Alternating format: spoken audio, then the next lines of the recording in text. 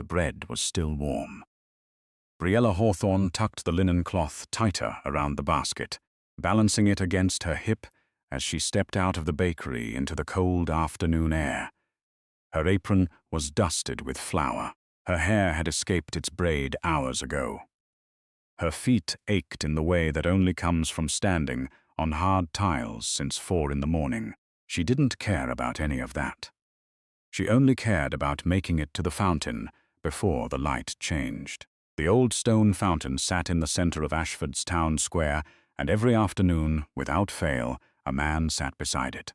Same spot, same posture, same worn brown coat that had seen too many winters. His name was Harris. That was all Briella knew.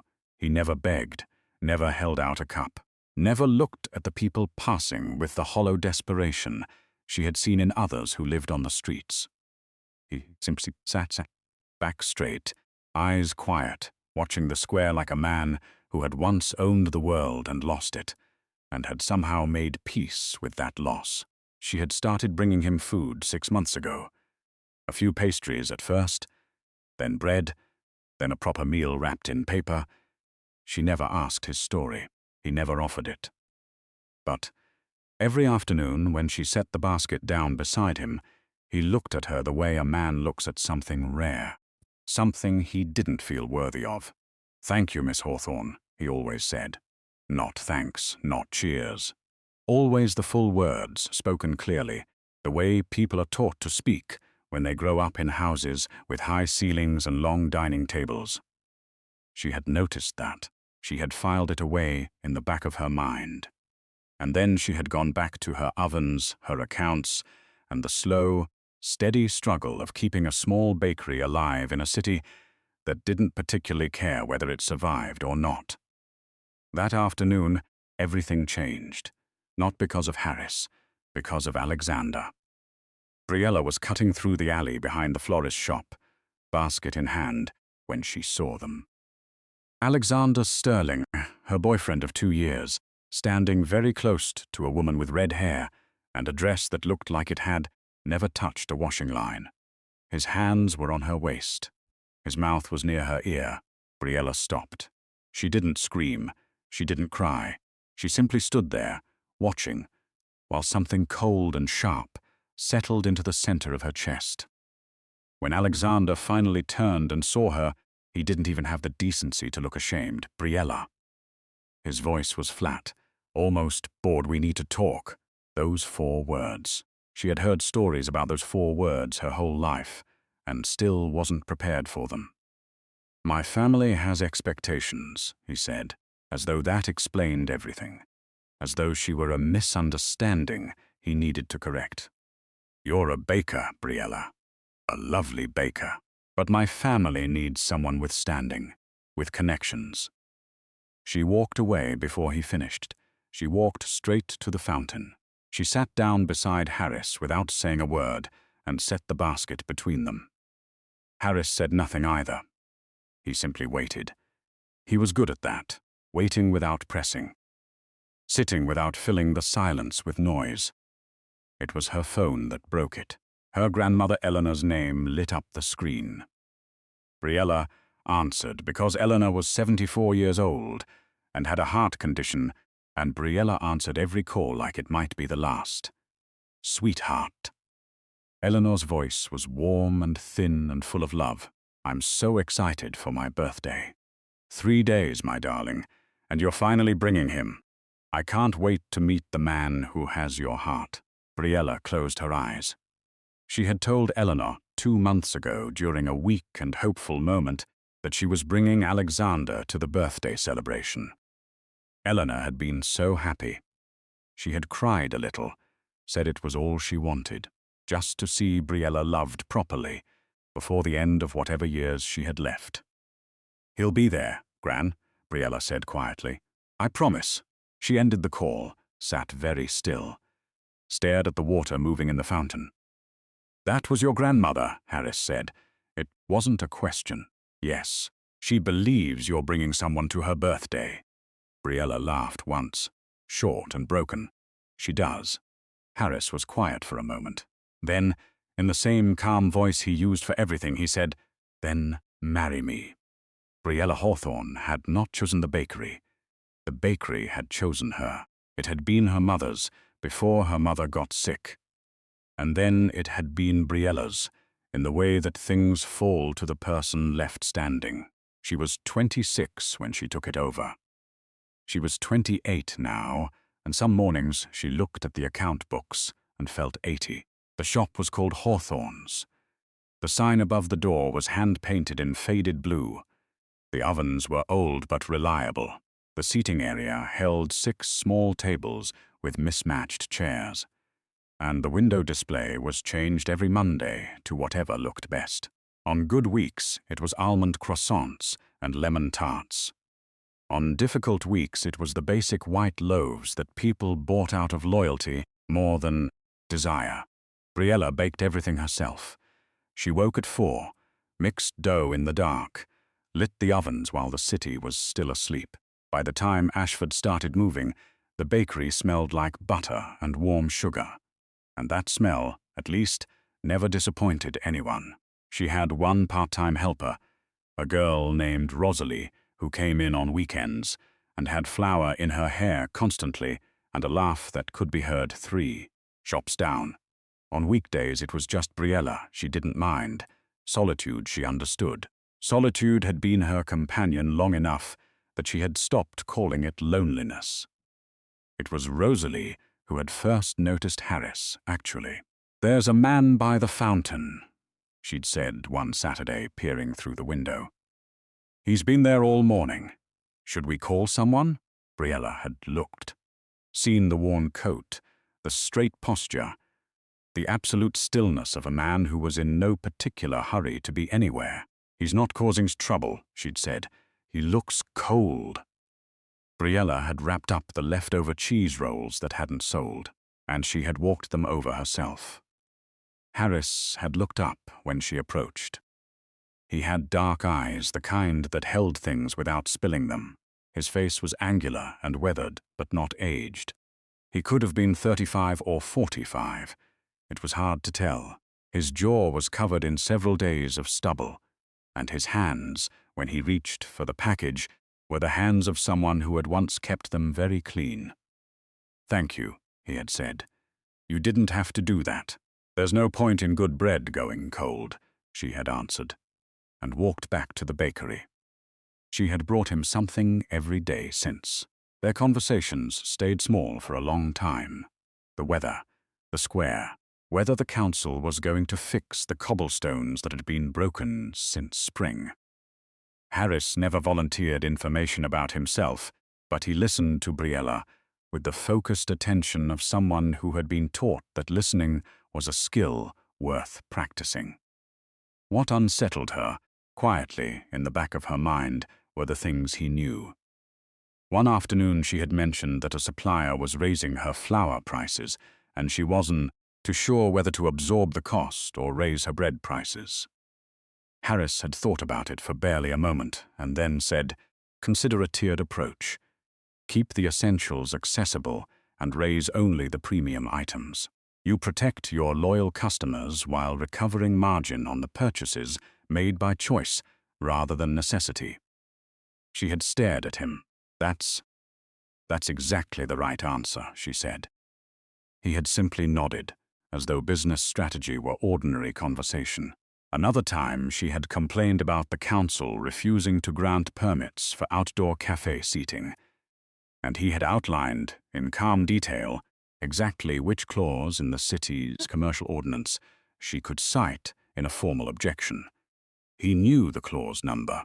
She hadn't asked. She had simply stored it away with everything else. There was also the way he moved. Not the shuffling, contracted movement of a man who had learned to make himself small. Harris moved through even the limited space of a town square bench like a man, accustomed to having room. Wide shoulders relaxed, head level, eyes that tracked the square, the way a person watches something they once had, authority over. Briella liked him. She trusted him, which was strange because she trusted almost no one quickly. But there was something about Harris that felt safe, in a way that had nothing to do with size or strength, and everything to do with character. She had been with Alexander for 2 years because she believed character was what mattered. Alexander Sterling was handsome in the way that rich families tend to produce handsome sons, as though good bone structure were part of the inheritance. He was charming at parties and distant at home. He remembered her birthday but forgot the smaller things, the things that actually measured care. He never once asked about the bakery accounts. He had visited twice in 2 years and both times checked his phone repeatedly. She had told herself it was because he was busy. His family had investments, properties, social obligations. She had told herself a lot of things. The afternoon she found him with the red-haired woman, she stopped telling herself anything. She had simply walked to the fountain, and Harris had looked at her face and understood, without being told, that something had broken. Then marry me. The words settled over the square like snow. Quiet. Impossibly gentle for how heavy they were. Briella turned to look at Harris. He was watching the water in the fountain, hands resting easy on his knees, as though he had just suggested something no more remarkable than a change in the weather. "You're not serious," she said. "I am entirely serious." She searched his face for some sign of humor, or madness, or cruelty. She found none. Only that particular calm that had always unsettled her about him. The calm of a man who had considered a thing fully before saying it aloud. "Harris," she pressed her fingers to her forehead.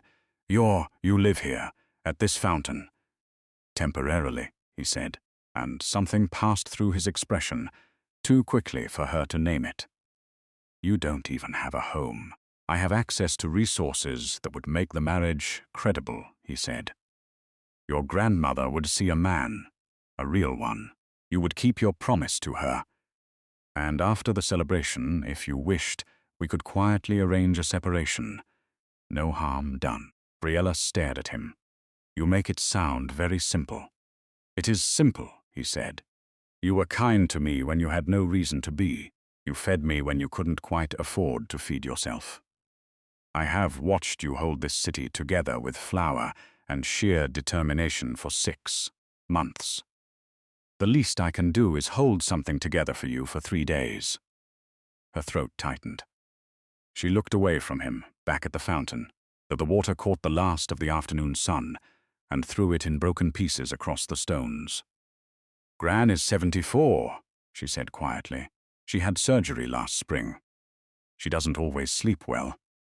She talks about being there for my wedding, like it's the one thing she still needs to see." She paused. "I can't go there alone. I can't tell her Alexander is gone, not right before her birthday. Not with her heart the way it is." "I know," Harris said. He said it simply, the way people say things they have already understood before you finish explaining them. Briella was silent for a long moment.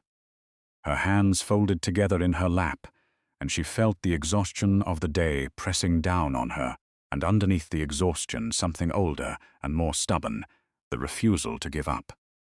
"If I agreed to this," she said slowly, "and I am not saying I do, but if I did, what would you want from it?" "Nothing," he said. "People don't do things for nothing." "Some people do," he said, and the way he said it, like someone who had once done many things for nothing and paid the cost of it, made her believe him. She stood up, picked up her empty basket, turned to face him. "I'll think about it tonight," she said. "Of course." She walked back to the bakery. She thought about it for 4 hours, through the closing routine and the mopping, and the account book, and the single cup of tea she allowed herself before bed.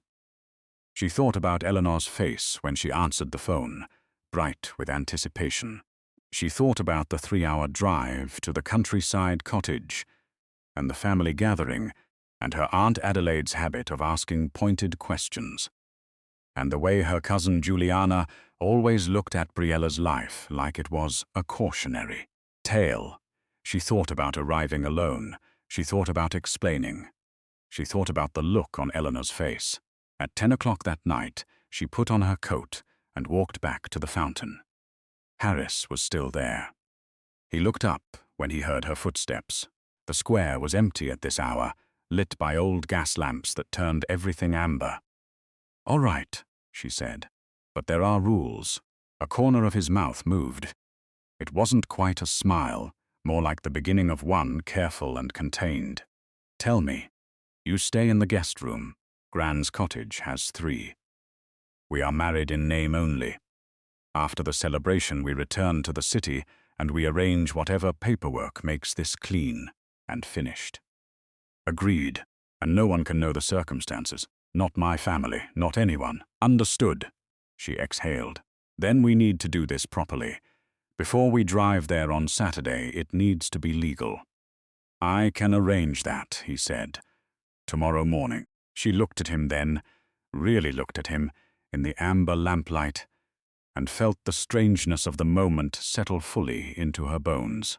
She was about to marry a man she had been feeding at a park bench for 6 months. A man she didn't know. A man who spoke like someone educated in the finest rooms in the country and slept beside a stone fountain. "Harris," she said, "is there anything I should know about you? Before tomorrow?" He held her gaze for a moment that felt longer than it was. "Only that I will not embarrass you," he said, "and that I will not lie to you." She nodded, turned to leave. "Miss Hawthorne." She looked back. "You should get some sleep," he said. "You've had a difficult afternoon."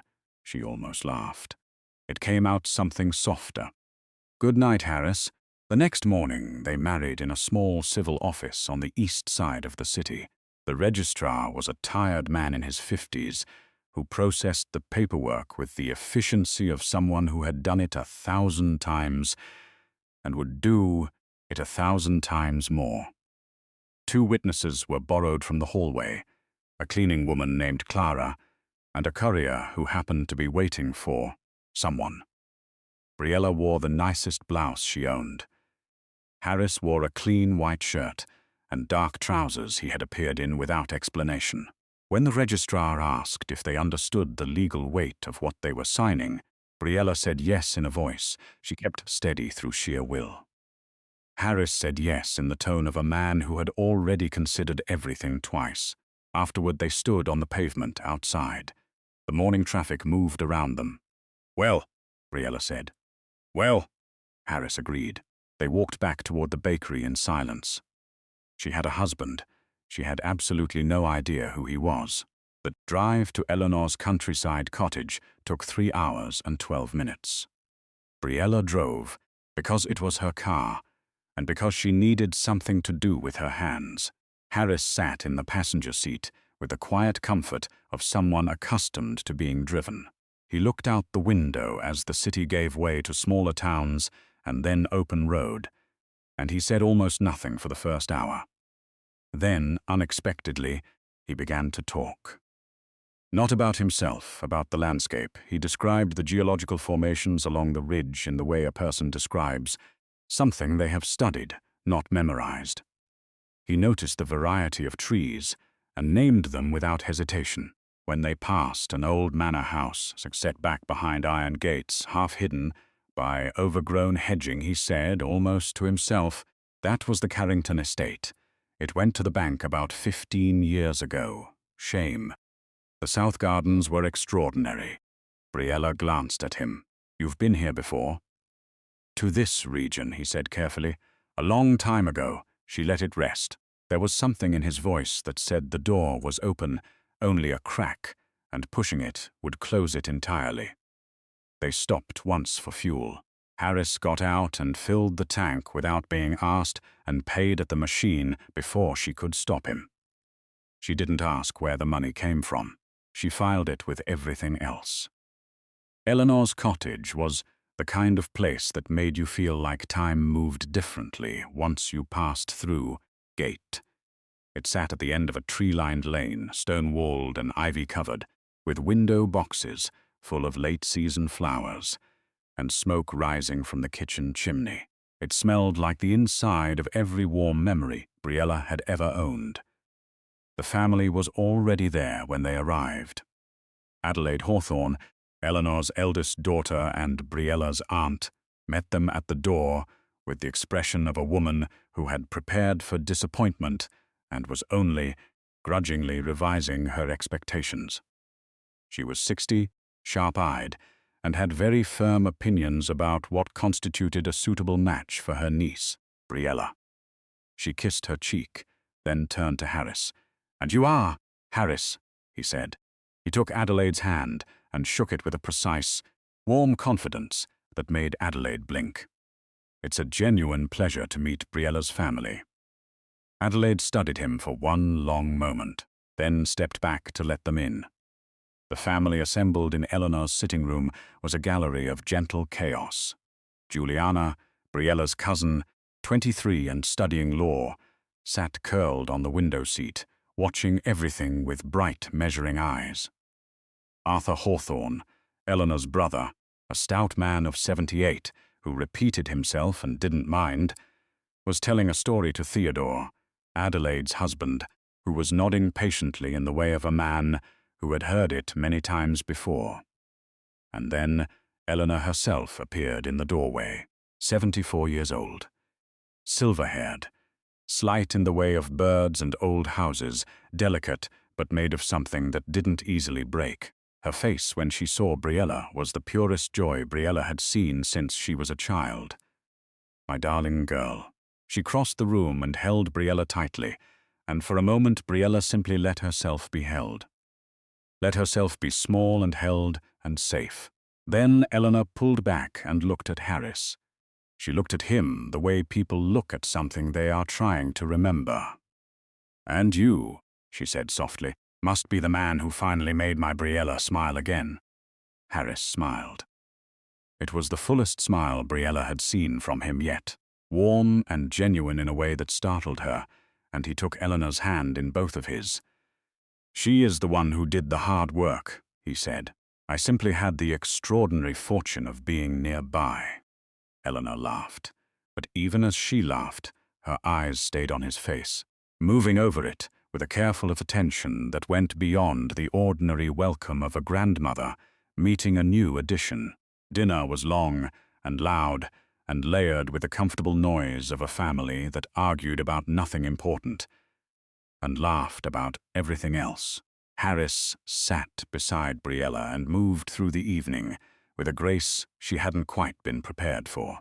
Theodore brought up the declining state of the local road infrastructure, and Harris engaged with him directly, citing specific legislative frameworks that had failed to address rural maintenance. Arthur began a story about a fox hunt 40 years ago, and Harris asked follow-up questions that revealed a thorough knowledge of the sport and the estates in that region. Juliana, who had been watching him all evening with her law student eyes, asked him something pointed about contract inheritance law. And Harris answered cleanly, without consulting anything, from a position of genuine understanding.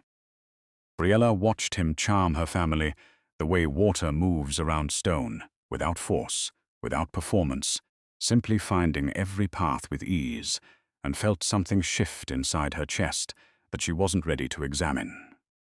After dinner, when the others had moved to the sitting room and Adelaide was organizing tea, Eleanor took Briella's arm and walked her to the small conservatory at the back of the house. "Tell me about him," Eleanor said.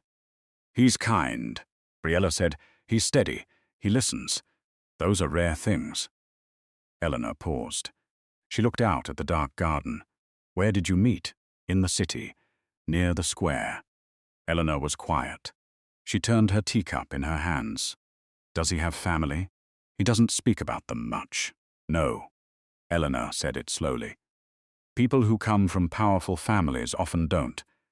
They learn to step outside of it for a while, to see what remains when the name is removed." Briella looked at her grandmother. "What do you mean?" Eleanor turned to face her. Her eyes were old and clear and full of things she had lived long enough to understand. "I've met that man before," she said quietly, "or someone who looked very like him, many years ago at an estate dinner, a Lockwood family affair." She paused. "Briella, do you know his full name?" The air in the conservatory felt suddenly cooler. "Harris," Briella said. "Just Harris." Eleanor studied her granddaughter's face for a long moment. Then she reached over and patted Briella's hand. "Well," she said, "whoever he is, he looks at you like you hung the stars." She stood, smoothing her cardigan. "That's enough for tonight."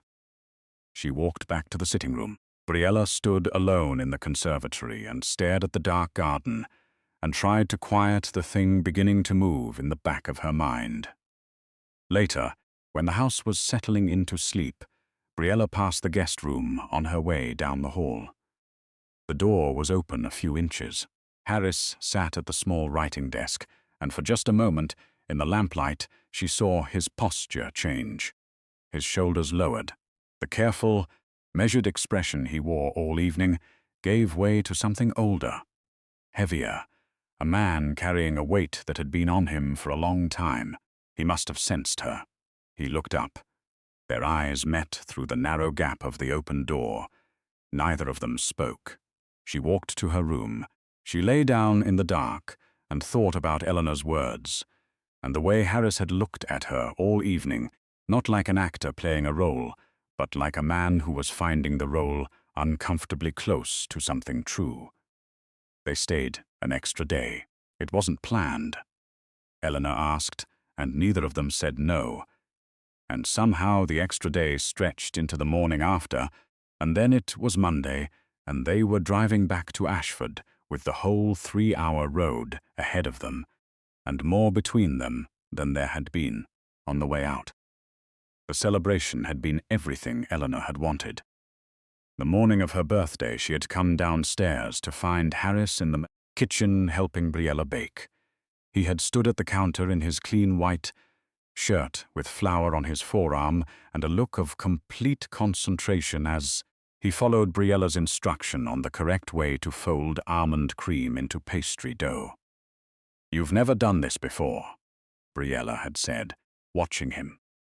"No," he admitted, "but I've watched skilled people work, and the principle of respecting the material applies to most things."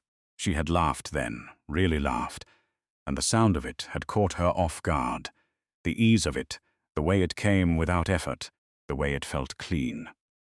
Eleanor had appeared in the doorway and stood watching the two of them at the counter together, and her face had worn an expression of absolute peace. That moment lived in Briella's chest for the entire drive home. In the city, something changed. The temporary distance of the countryside dissolved. They were back in Briella's world, the narrow streets and familiar smells of Ashford, and Harris was back to being the man from the fountain, who was now technically her husband, which was a sentence that made less sense every time she considered it. He stayed. Not at the fountain. She hadn't planned it exactly. It had been late when they returned, and she had simply not suggested he leave. And he had not moved to go, and in the morning she found him sleeping on the sofa with the particular stillness of someone who had not slept in comfort in a long time. The days that followed developed their own rhythm. He helped in the bakery. Not dramatically, not in the way that would change everything, but quietly. He carried supplies, fixed the hinge on the oven door she had been meaning to repair for months, sat at one of the small tables with a cup of coffee in the mornings, and reviewed her accounts when she asked, then reorganized her supplier schedule in a way that would reduce costs by nearly a third. "How do you know this?" she asked, one evening, looking at the spreadsheet he had reconstructed from memory using her laptop. "I have had access to a great deal of business education," he said carefully. "Homeless people don't generally have business educations, Harris." He met her eyes. Something moved in his expression, an apology or a war with one. "No," he said, "they don't." She let it go. She didn't know why she let it go. Perhaps because she was afraid of what the answer would do. What she couldn't let go was the feeling. It had started at Eleanor's. The way his hand had rested briefly at the small of her, back when she moved past him in the kitchen. The way he leaned toward her when she spoke, not to catch the words, but simply to be nearer to the source of them. The way, on the second evening of the celebration, he had looked at her across the sitting room, with the particular expression of someone watching something they are not certain they are allowed to want. She caught herself watching him back, caught herself noticing the line of his jaw in the morning light, the way his hands moved when he was thinking, the steadiness of him, the absolute refusal to be ruffled by anything which should have seemed cold, but instead felt like something she had been trying to find her whole life without knowing the name for it. One evening, she was washing up after closing. Harris was at the counter, writing something in his own notebook, that thing she had noticed him carrying and never asked about. The radio was on, something soft and old. The bakery smelled of the last batch of bread. He looked up and found her watching him. She looked away. "Briella," he said, the way he said her name, not Miss Hawthorne. Her name, it landed differently than names usually landed. "Don't," she said, not unkindly. Simply as a door being held closed from the inside. He nodded, looked back at his notebook. But later, after he had moved to the sofa and the lights were low, she stood in the kitchen and gripped the edge of the sink, and breathed slowly and admitted to herself that the door was getting harder to hold. 3 days later, she found the newspaper. It was a Tuesday. She had gone to the corner shop for milk and came back with the newspaper tucked under her arm because the headline had caught her eye, something about a noble family and a missing heir, and she hadn't thought much of it until she unfolded it on the bakery counter. The face looked back at her from the front page, a formal portrait, formal clothes, but the jaw, the eyes, the particular way the subject held his head. That combination of pride and something more careful underneath. She knew that face. She had been looking at it across a kitchen table for a week. Duke Harris Lockwood, missing from public life for 7 months, sought by Lockwood Estate Council. Briella stood very still. The newspaper lay flat on the counter. The bakery smelled like bread. Outside the window, the city moved past in its ordinary morning way, utterly unconcerned.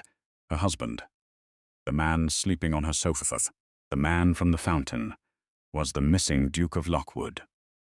She folded the newspaper, placed it carefully in her apron pocket, went back to her ovens, worked through the rest of the morning in the careful, rigid way of someone who is holding themselves very still so that nothing spills. When Harris came downstairs at midday, she turned from the oven and looked at him. He looked back. And in the way that people sometimes know things before they are told, something in his face shifted, became more guarded, more still. "Sit down," she said quietly. He sat. She set the newspaper on the table in front of him. He looked at it for a long moment. Then he looked at her. "I can explain," he said. "I know," she said. "You're going to." The explanation took a long time.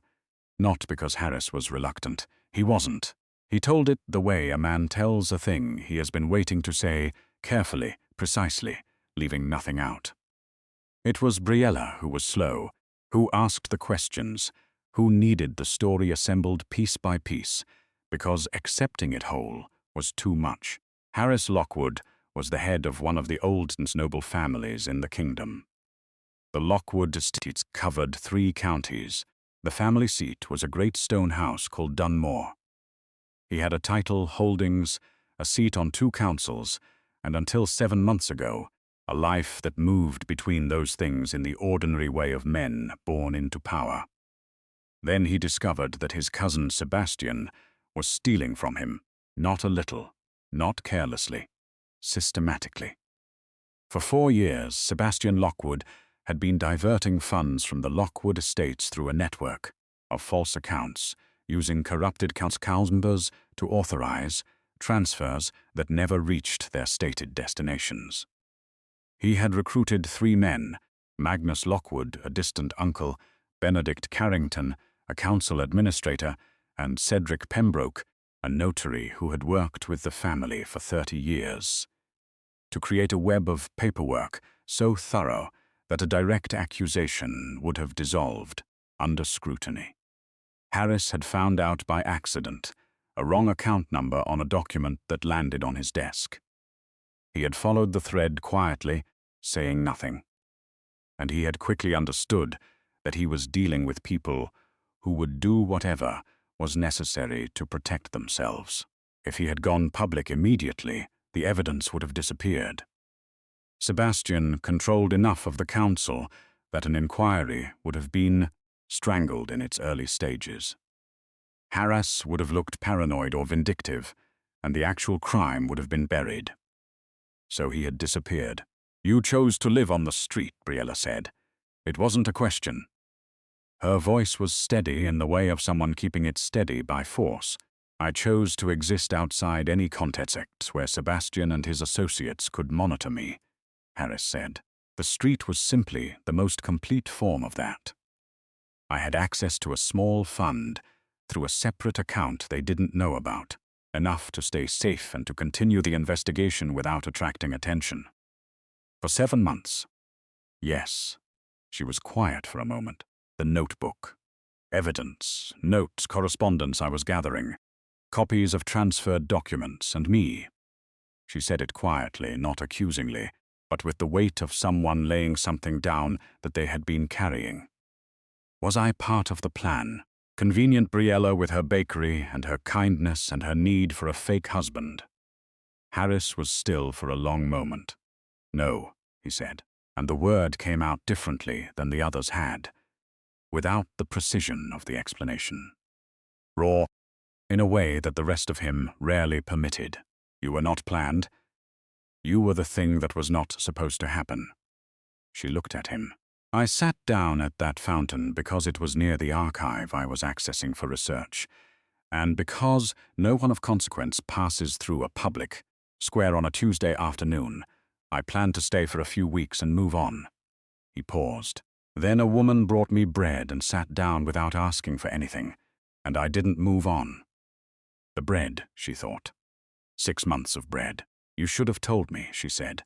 "Yes, no qualification, no defense. Just yes.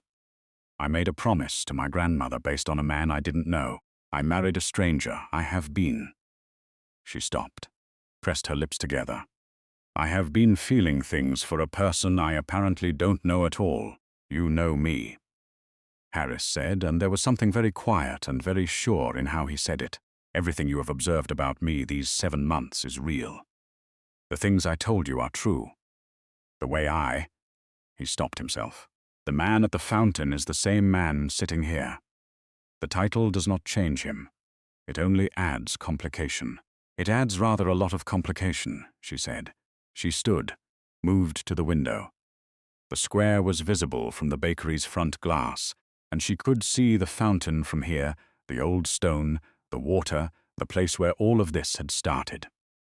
"I need you to leave," she said. Silence behind her. "Briella, not forever." She didn't know why she added that. Perhaps she did know and wasn't ready to say it. "Just, I need to think. I need the space to think clearly, and I cannot do that when you are." She stopped again, pressed her hand briefly to the cold glass. "Please." Harris was quiet for a long time. Then she heard the sound of him standing, the soft step of his movement toward the door. "I'll go," he said. "But I want you to understand one thing." She waited. "I am sorry," he said, "for the deception. For every moment I should have told you and chose the investigation instead. I am genuinely sorry." The door opened, closed. She stood at the window and watched the square and breathed. The bakery was quieter than it had ever been. That was the thing that surprised her most. How much room a person could take up by being present, even quietly. The space where Harris had sat with his morning coffee, the counter where he had reorganized the flour bags by weight. The sofa where she had heard his breathing slow into sleep on the first night. They were all just empty now, and the emptiness had a specific texture. She kept the ring. It was a plain band, simple and gold, which he had produced from somewhere on the morning of their civil marriage, with no ceremony and no explanation. She had not taken it off. She told herself this was for practical reasons, that people would ask, that it was easier to let the fiction run a little longer. She told herself a great many things. She also kept the newspaper tucked into the drawer beneath the register where she kept things she wasn't ready to deal with. She worked, she baked. She carried food to the fountain, which was foolish now that she was aware of the reason she had started, and yet she did it anyway, standing at the edge of the square with her basket, looking at the empty bench and walking back. Rosalie noticed, in the way that cheerful people notice sadness because they find it genuinely troubling. "You seem like you lost something," she said one Saturday. "I'm fine," Briella said. "You've made 3 batches of salted caramel tarts this week. People like salted caramel tarts. You keep dropping them in the bin and remaking them." Briella said nothing. Rosalie wisely said no more. 11 days after Harris left, a woman walked into the bakery at 3:30 in the afternoon. She was perhaps 30, tall, dark-haired, with the composed posture of someone who had been taught deportment and wore it easily. She was beautifully dressed, not extravagantly, but with the kind of quality that comes from genuinely good things rather than merely expensive ones. She looked around the bakery, then at Briella. "You're Brielle Hawthorne," she said. "It wasn't a question." "I am," Briella said carefully. "I'm Vivienne Lockwood." She paused to let that land. "Harris's sister." Briella set down the bread she was wrapping. Vivienne took a seat at one of the small tables without being invited, which she did so naturally that it didn't feel rude. She folded her hands on the table and looked at Briella with the clear, attentive eyes of a woman who had come here specifically to see something and was now seeing it. "He didn't send me," she said. "He would be very unhappy that I'm here." "Then why are you?" "Because my brother has been many things in his life," Vivienne said. Controlled, careful, thorough. Patient beyond what most people could manage. But I have never, in 30 years, seen him go quiet the way he has gone quiet in the past 11 days. She held Briella's gaze. Harris does not go quiet. He calculates, he acts, he fixes things. He does not sit in his study staring at walls. Briella said nothing. She moved to the counter and began tidying things that didn't need tidying. "He paid off your bakery debts," Vivienne said. Quietly, through a separate account, about 2 months ago. He told no one. Briella's hands stilled. "The flour supplier who was going to raise your prices accepted a long-term contract at the old rate. Harris negotiated it on your behalf without telling you. The medical team your grandmother now has access to, the specialist in cardiac care she saw last month, Harris arranged that as well. He pulled in a considerable favor for it." Briella turned around slowly. Vivienne watched her. Her expression was not unkind. It was simply honest, the look of someone delivering information they believe is necessary. "He did all of that before the birthday celebration," Vivienne said, "before any of this became what it became. He did it because you were kind to him when you didn't have to be, and because that kindness mattered to him more than he knew how to say." Briella sat down. She sat down rather suddenly, as though the floor had shifted slightly. "He's a duke," she said. "He could have walked into any family in the kingdom." "Yes," Vivienne said, "and instead he sat beside a fountain waiting for a baker to bring him bread." A quiet pause. "I think he was waiting for something real. Something that had nothing to do with the title, or the estate, or any of the machinery of our life. And then it found him before he was ready for it." Briella pressed her fingers to the edge of the table. "He should have told me." "He absolutely should have told you," Vivienne agreed, without hesitation. "He was wrong. He knows he was wrong. He's quite thoroughly punishing himself for it, which is at least consistent with his character."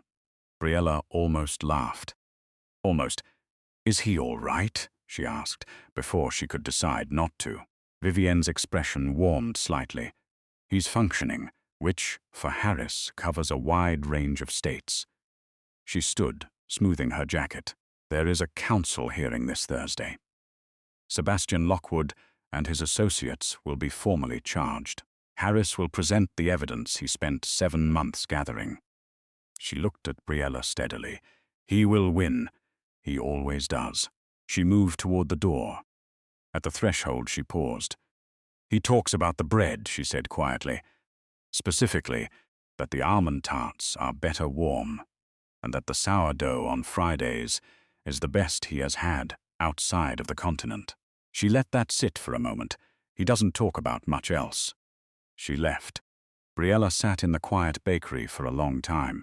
Outside, the late afternoon light moved slowly across the cobblestones.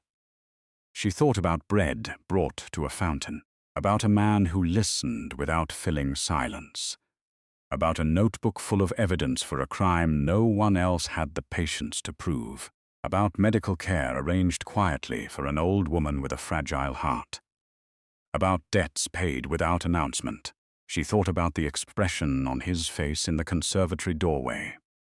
Not a duke's face, just a man's face, carrying something heavy, looking at her like she was one of the few things that made the weight bearable. She got up, went to the drawer beneath the register, and took out the newspaper. She looked at the face in the photograph for a long time, same jaw, same eyes, same precise, careful stillness. She folded it, slid it back, kept the ring on her finger. The council chamber in Ashford Civic Hall was a room built for formality, high ceilings, stone floors, long tables arranged so that authority faced the accused across an unavoidable distance. It smelled of old paper and polished wood, and the particular weight of decisions that could not be easily undone. Harris Lockwood walked in and the room changed. Not dramatically, not in the way of performance, but the air shifted in the way it shifts when something long absent returns to its proper place. He was dressed as a duke for the first time in 7 months. Dark suit exact, collar and tie precise. His posture, which had always been good even at the fountain, was now simply what it was without any concession. The bearing of a man who had learned early that rooms arranged themselves around him, and had decided that responsibility rather than arrogance was the appropriate response to that fact. Sebastian Lockwood sat across the chamber with his lawyer, Magnus Lockwood, at his side, and Cedric Pembroke and Benedict Carrington occupying the chairs to his left. Sebastian was a handsome man, the same dark eyes as Harris, the same line of jaw, but where Harris carried stillness, Sebastian carried a permanent readiness to negotiate anything, including the truth. He had spent the past 7 months assuming Harris was simply hiding from the embarrassment of the stolen accounts. He had not assumed Harris was building a case. That was his most significant error. Harris presented the evidence in the methodical, unhurried way of someone who has prepared for something and is simply now doing it. The documents were organized, referenced, cross-verified. The account transfers laid out on a timeline so precise that the logic of the crime became impossible to deny. The testimony of a clerk at Benedict Carrington's office. A young man named Elias, who had understood too late what he was participating in and had agreed to cooperate, was read into the record. The council heard it all. Sebastian's lawyer objected several times. The objections were addressed and dismissed. Magnus Lockwood said very little, and went steadily paler as the morning progressed. Cedric Pembroke stopped looking up from the table. When Harris finished, the room was quiet in the way rooms go quiet when a thing has been completely said. The council's deliberation took 45 minutes. Sebastian Lockwood was formally charged with estate fraud, misuse of fiduciary authority, and corruption of council proceedings. Magnus and Cedric were charged as accessories. Benedict Carrington, who had been quietly negotiating his own cooperation in exchange for a reduced charge, was named but given a lesser designation. The Lockwood estates were restored. The stolen funds were to be recovered through seizure of Sebastian's private accounts. It was over. Harris stood outside the civic hall afterward, in the thin November sunlight, and felt the absence of the thing that had occupied 7 months of his life, and waited for relief, or triumph, or some recognizable emotion, and found only a steady, low-level emptiness. Vivienne was at his side within moments, squeezing his arm. "It's done," she said. "Yes," he said. "You should be proud. I should." He looked at the street. "I am. But—" He said nothing. Vivienne, who had known him all her life, understood and did not press.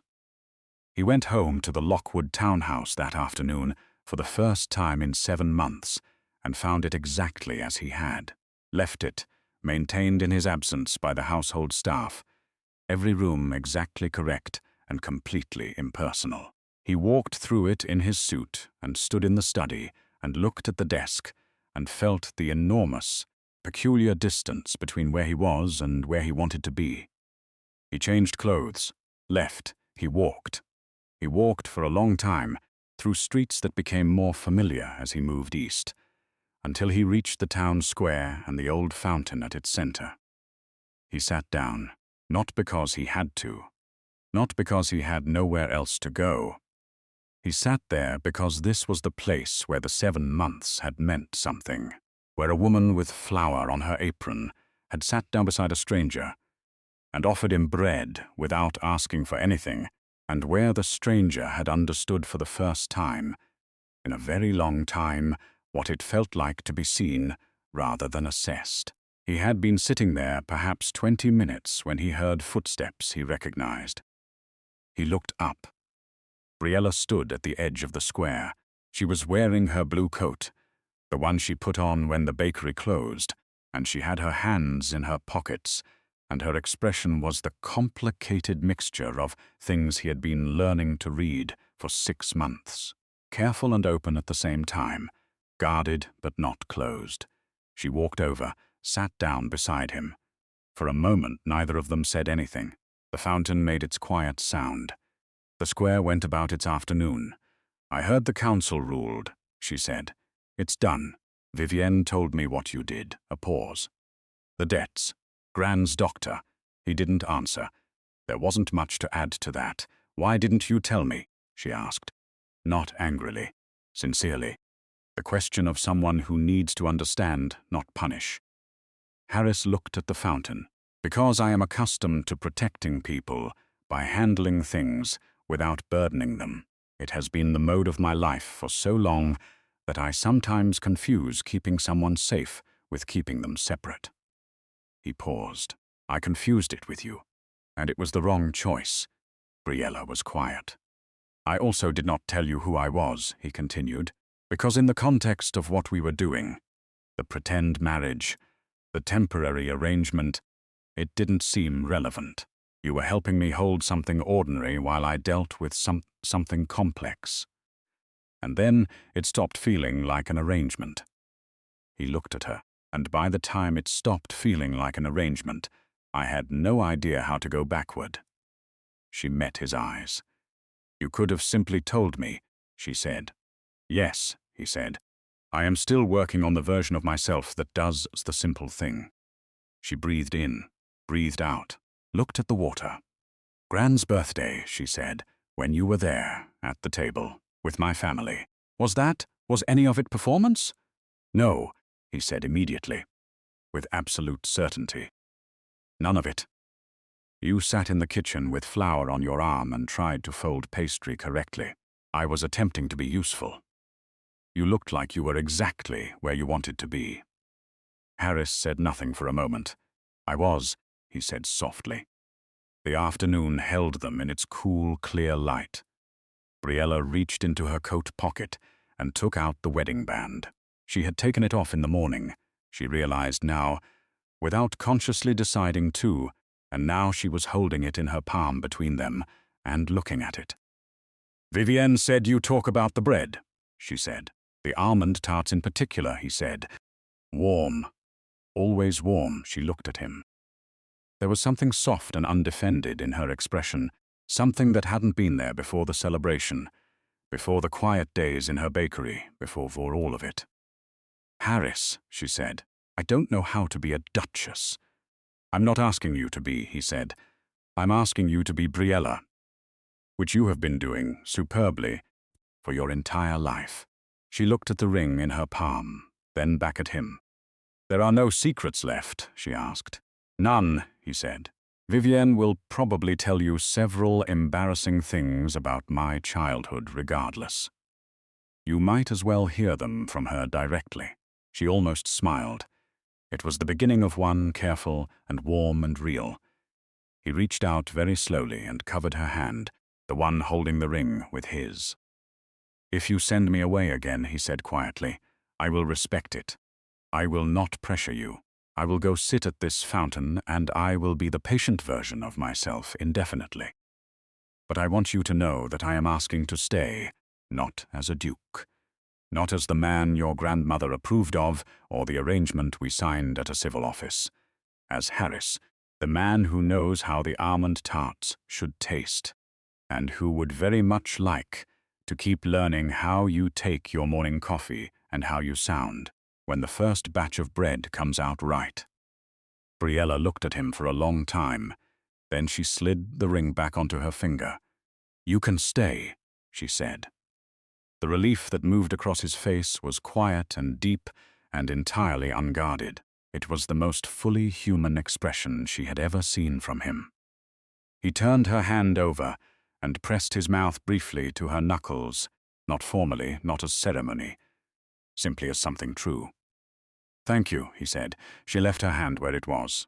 Around them, the fountain moved and the square moved, and the afternoon light shifted in the way it does at the end of a day, when something has been decided and the deciding has been good. 6 months later. Spring had arrived in Ashford with the particular confidence of a season that knows it is welcome. Hawthorne's bakery had a new sign, same hand-painted blue lettering, but the paint was fresh, and the wood beneath had been properly restored. The seating area had expanded, not dramatically, just enough, 4 additional tables on the pavement outside, under a canvas awning the color of cream. The council had approved the outdoor seating permit. Someone had submitted the formal objection, citing the exact correct clause from the commercial ordinance. Briella had suspected who. She hadn't asked. The almond tarts sold out by 9 most mornings. She employed Rosalie full-time now, and a quiet, methodical young man named Elliot who came in at 4 to start the ovens, and had the kind of patient precision that baking required and most people lacked. The accounts were balanced, more than balanced. There was something called profit happening, and while Briella still felt suspicious of it, she was learning to trust it. Eleanor's cottage had become the family's gathering point. That spring, Eleanor herself was doing better than she had in years. The cardiac specialist had adjusted her medication in February, and the improvement had been swift and steady. She walked in her garden every morning and tended the late-blooming roses and telephoned Briella every Sunday. "He sent me seedlings again," she told Briella on one such Sunday, and the pleasure in her voice was the pleasure of a woman being cared for. "He's excessive," Briella said. "He is devoted," Eleanor corrected, with the firm certainty of someone who has lived long enough to know the difference.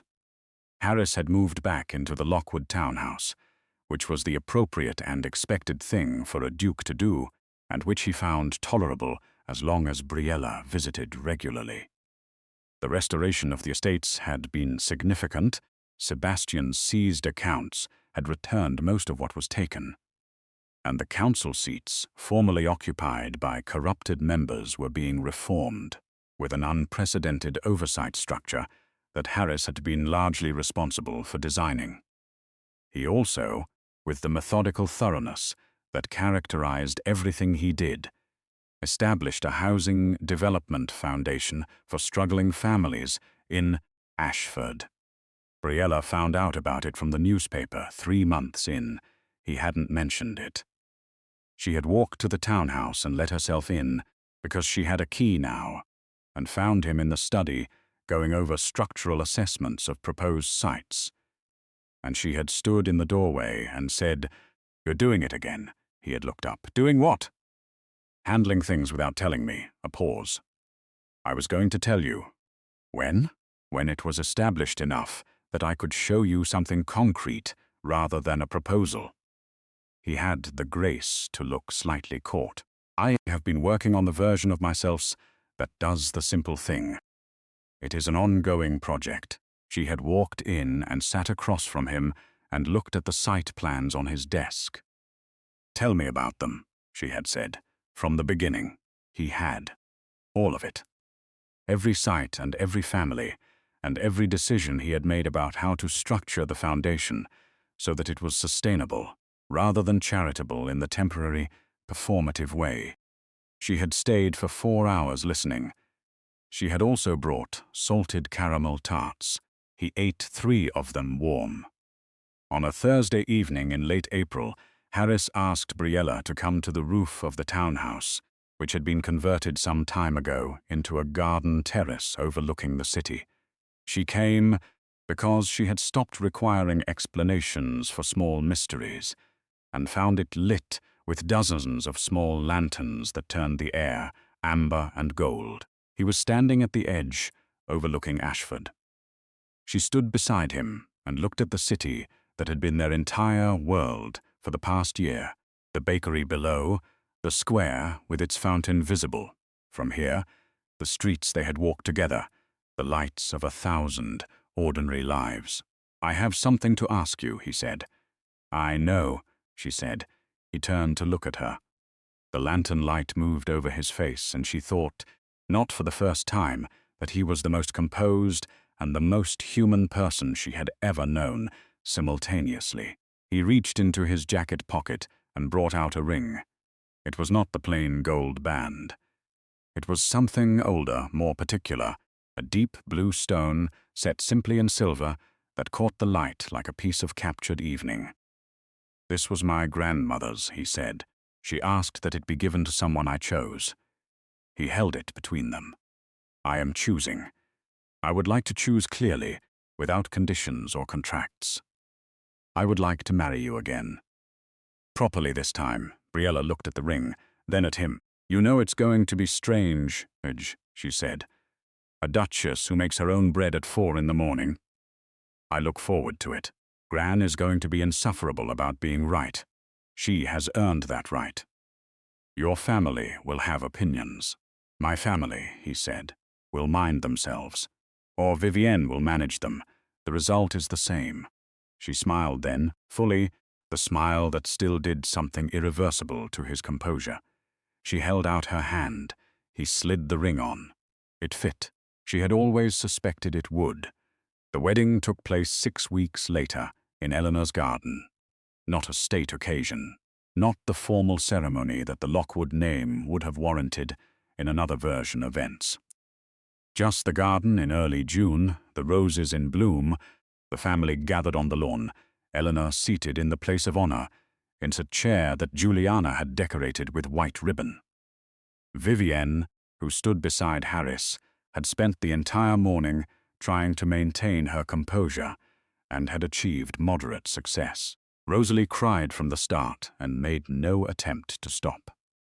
Briella walked to Harris through the garden without being announced, without music, without ceremony, simply walked to him the way she had been walking toward him for a year, directly and with her whole self. He looked at her the way she had once noticed and not been ready to name. The celebrant spoke. They spoke. He slid the new ring beside the old one that she had never removed. He kissed her, and the garden applauded, and Eleanor raised her glass and didn't even try to hide that she was crying. Afterward, when the afternoon had moved into evening, and the garden was full of voices, and the smell of the dinner Adelaide had organized, Harris and Briella stood a little apart from the others, watching it all. "She knew," Briella said. "That first evening, she knew who you were. She asked me," Harris said directly. In the garden on the last morning, Briella turned to look at him. What did she ask? She asked if I was Harris Lockwood. He paused. I told her I wasn't sure anymore who Harris Lockwood was, but that the man standing in her garden loved her granddaughter completely. Another pause, very brief. She told me that was good enough for her. Briella looked at Eleanor across the garden. 74, sharp-eyed, silver-haired, holding her glass of elderflower with the satisfaction of a woman who has gotten exactly what she wanted. She always did have good instincts, Briella said. Harris took her hand. His thumb moved once across her knuckles. She leaned slightly into him. They stood there in Eleanor's garden in the June evening, in the particular warmth of a thing that had found its correct shape after going through the fire of becoming, and the garden moved around them, and the voices of their people filled the air, and neither of them needed to say anything at all. The man she had fed beside a fountain had never truly been poor, because, even before the title was returned, before the estates were restored, before the council was reformed, and the stolen accounts recovered, and the kingdom acknowledged him, he had carried the richest thing in the world, a heart capable of choosing her, again and again and without condition.